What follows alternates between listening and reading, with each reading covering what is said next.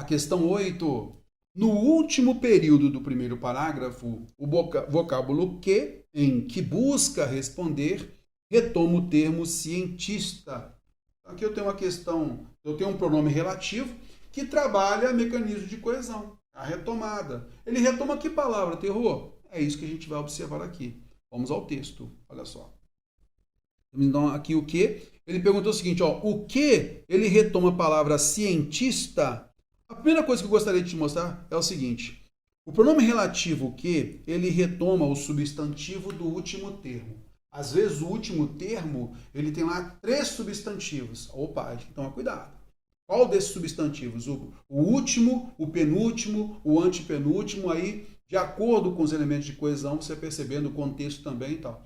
Mas aqui já dá para perceber o seguinte, cara, cientista está bem distante, não é? Então vamos lá, olha só.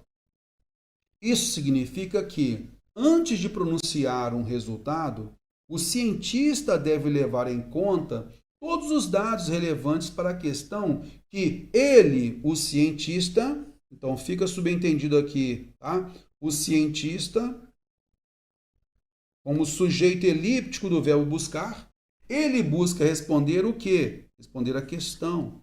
Então, o pronome relativo o que, ele ocupa, ele retoma a palavra questão. Tá? Sintaticamente, até é interessante aqui a gente observar, deveria ser a que aqui, ó.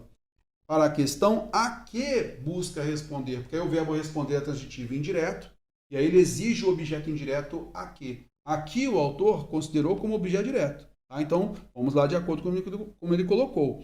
Então, o cientista é sujeito de busca responder, ele colocou o verbo responder como se fosse transitivo direto, na realidade deveria ser transitivo indireto, e o que, objeto direto.